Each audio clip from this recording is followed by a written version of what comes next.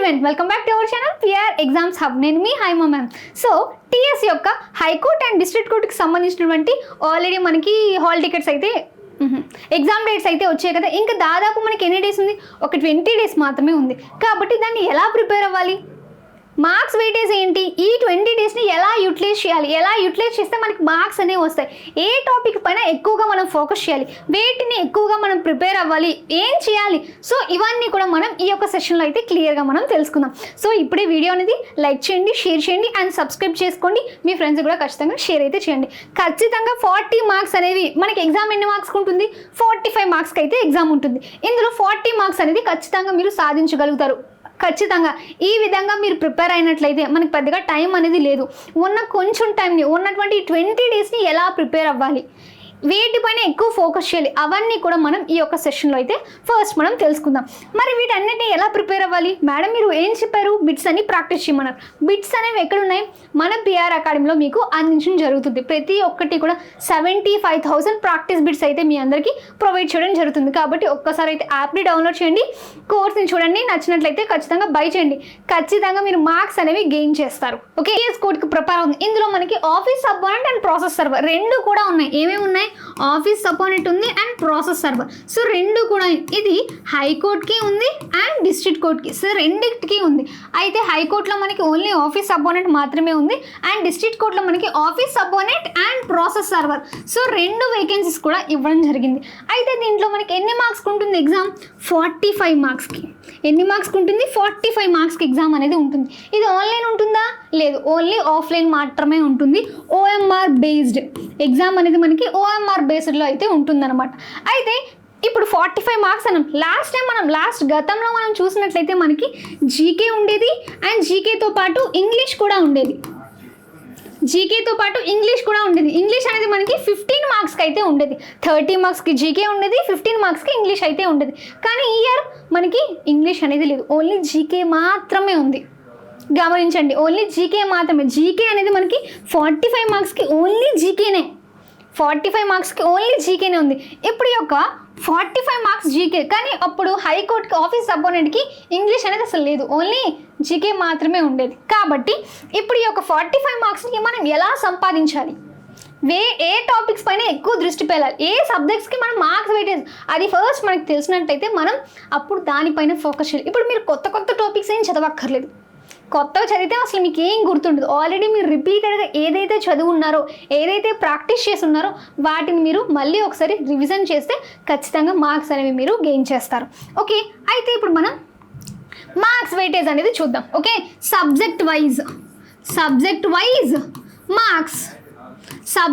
Marks గురించి చూద్దాం.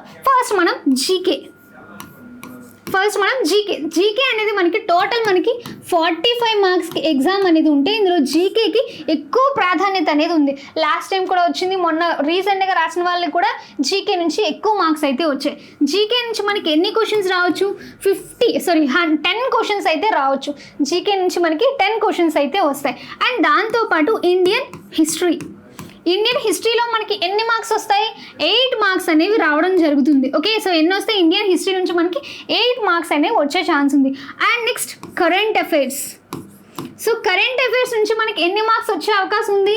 4 marks అనమాట. కరెంట్ అఫైర్స్ ఫస్ట్ మనం జీకేకి అయితే ప్రాధాన్యత ఇవ్వాలి, తర్వాత ఇండియన్ హిస్టరీకి ఇవ్వాలి అండ్ కరెంట్ అఫైర్స్ మనకి 4 మార్క్స్ వస్తాయి. కరెంట్ అఫైర్స్ అయిపోయిందా? అండ్ నెక్స్ట్ తెలంగాణ హిస్టరీలో మనకి ఎన్ని మార్క్స్ వస్తాయి? 4 మార్క్స్ అయితే వస్తాయి. ఇదేంటి?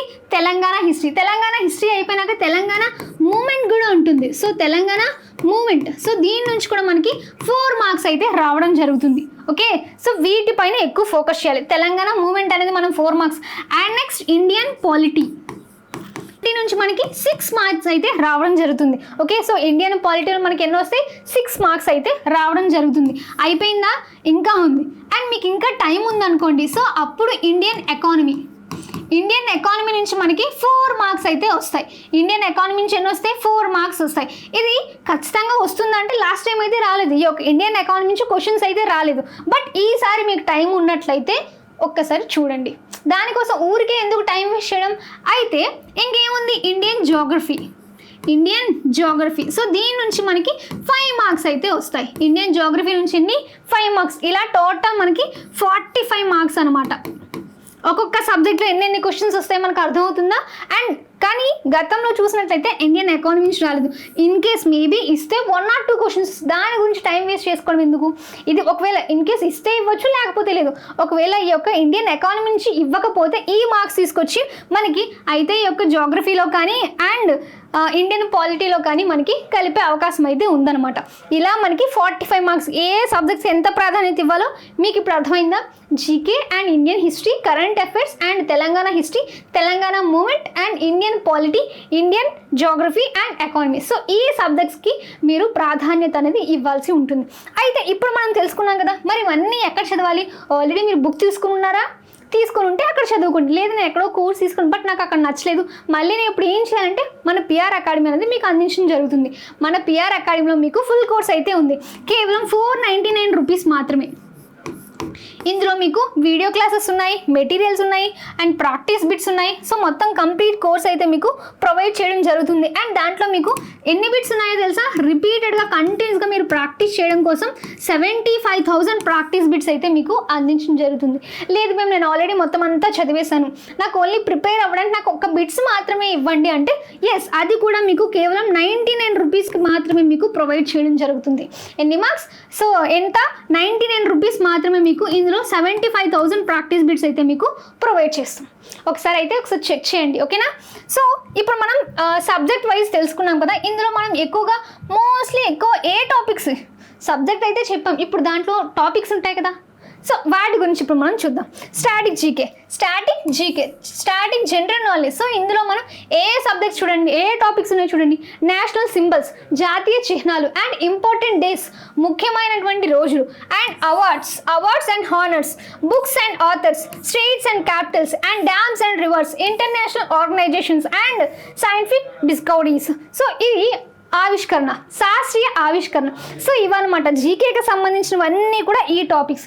వీటిలో మనకి మోస్ట్లీ వచ్చేది ఏంటి అంటే నేషనల్ సింబల్స్ వస్తాయి అండ్ అవార్డ్స్ అండ్ హానర్స్ వస్తాయి. ఇంపార్టెంట్ డేస్ కూడా మనం కొన్ని చదవాల్సి ఉంటుంది. అండ్ వీటితో పాటు ఆర్గనైజేషన్స్ ఏవైతే ఉన్నాయో ఈ యొక్క ఆర్గనైజేషన్స్ అన్నీ కూడా మనం చదవాలన్నమాట. సో ఇవన్నీ ఖచ్చితంగా వచ్చే అవకాశం అయితే ఉంది. ఇది ఇప్పుడు మనం జీకే. సో స్టాటిక్ జీకే ఇది మనం ఎన్ని మార్క్స్? 10 మార్క్స్ అనుకున్నాం. ఇందులో ఫెస్టివల్స్ ఉన్నాయి, ఇంకా చాలానే ఉన్నాయి. ఓకే, సో ఇవి. అండ్ వీటితో పాటు ఇంకా కరెంట్ అఫైర్స్ గురించి ఇప్పుడు మాట్లాడదాం.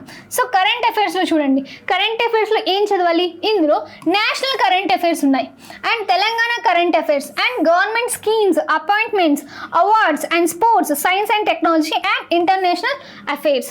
So international affairs. సో ఇలా మొత్తం కూడా మనకి ఈ యొక్క కరెంట్ అఫైర్స్లో మనం ఈ యొక్క 8 టాపిక్స్ అయితే ప్రిపేర్ అవ్వాలన్నమాట. అయితే ఇప్పుడు మనకి మోస్ట్ క్వాలిఫికేషన్ మనకి ఎగ్జామ్ వచ్చేసి మనకి 7th to 10th అనమాట. 7th to 10th office subordinate, process server వాళ్ళకి. కానీ ఇందులో అన్నీ వచ్చేస్తాయా అంటే అన్నీ వచ్చేస్తాయని చెప్పలేం. ఇందులో నేషనల్ కరెంట్ అఫైర్స్ ఉంది కదా, ఇది ఆఫీస్ సబ్బోనెంట్కి ఇచ్చే ఛాన్స్ అయితే తక్కువ. ప్రాసెస్ సర్వర్ ఇది 10th అంటే ఇప్పుడు మనం రాసినటువంటి ఎగ్జామ్కి రిలేటెడ్గానే ఇస్తారు, అంటే ఆ క్వాలిఫికేషన్ తగ్గట్టే ఇస్తారు, కానీ ఇంకా డెప్త్ అనేది ఉండదు. నేషనల్ కరెంట్ అఫైర్స్ అనేది మనకి అంతగా వచ్చే అవకాశం అనేది లేదు. అండ్ తెలంగాణ కరెంట్ అఫైర్స్ చదవాలి. Okay, so Telangana current affairs చదవాలి. అండ్ స్కీమ్స్, గవర్నమెంట్ స్కీమ్స్ అసలు ఎప్పుడు పెట్టడం జరుగుతుంది, ఈ యొక్క స్కీమ్ అనేది ఏ కారణంగా పెడుతున్నారు, ఏ తేదీన పెడుతున్నారు, ఏ తేదీన అంటే మనకి ఇంపార్టెంట్ డేస్లోకి వెళ్తుందా. సో ఇలా అనమాట. అపాయింట్మెంట్స్, ఓకే, ఎవరు అపాయింట్ అయ్యారు, ఏ ఇయర్ అపాయింట్ అయ్యారు, ఎప్పుడు ఎన్నో అపాయింట్మెంట్ తను తీసుకున్నారు. సో ఇలా. అండ్ స్పోర్ట్స్కి వస్తాం. సో స్పోర్ట్స్లోని మనకి ఎన్ని అవార్డ్స్ వస్తాయి, ఏ స్పోర్ట్స్ని కొత్తగా డెవలప్ చేయడం జరుగుతుంది. సో ఇవన్నీ కూడా. ఈ యొక్క సైన్స్ అండ్ టెక్నాలజీ అంత ఇంపార్టెంట్ అయితే కాదు. అండ్ ఇంటర్నేషనల్ అవార్డ్స్ ఉన్నాయి. సో ఇంటర్నేషనల్ అఫైర్స్ ఉన్నాయి, కరెంట్ అఫైర్స్. ఇది ఎలాగా అంటే ఇది మనకి అంత ఇంపార్టెంట్ అయితే కాదు. సో ఇందులో చెప్పాం కదా, ఇప్పుడు ఆఫీస్ సపోర్ట్కి అయితే అంత డెప్త్ ఒకవేళ మేబీ ఇచ్చినా కూడా మనకి ఎక్కువ డెప్త్ అనేది ఇవ్వరు, ఓన్లీ బేసిక్స్ మాత్రమే ఇస్తారు, వాటిపైన మనం ఫోకస్ చేయాల్సి ఉంటుంది. ఓకే, సో ఇది కరెంట్ అఫైర్స్కి సంబంధించింది. మరి నెక్స్ట్ ఇంకేముంది? కరెంట్ అఫైర్స్ తర్వాత ఇండియన్ పాలిటీ. సో ఈ యొక్క ఇండియన్ పాలిటీలో మనం ఏ టాపిక్స్కి ఎక్కువ ఇవ్వాలి? ఇండియన్ కాన్స్టిట్యూషన్ ఆఫ్ ఇండియా, భారత రాజ్యాంగం అండ్ ప్రియంబుల్స్, పీఠిక, fundamental rights and fundamental duties, directive principles. Okay, so ఇందులో మనం ఎక్కువగా ఫోకస్ చేయాల్సింది ఏంటి అంటే కాన్స్టిట్యూషన్ ఆఫ్ ఇండియా. సో వీటి నుంచి మార్క్స్ అనేవి మనకి వస్తాయి. ఏంటి యొక్క ఇండియన్ కాన్స్టిట్యూషన్. సో ఇందులో అండ్ ఫండమెంటల్ రైట్స్ ఇది చాలా ఇంపార్టెంట్. అండ్ వాటితో పాటు ఫండమెంటల్ డ్యూటీస్ ఇందులో కొన్ని మాత్రమే వస్తాయి. అండ్ ఆల్రెడీ మనం చెప్పాం దీనికి ఎంత మార్క్స్ వెయిటేజ్ అనేది ఉంది, మొత్తం దీనికి 6 మార్క్స్ అనేది వచ్చే అవకాశం ఉంది.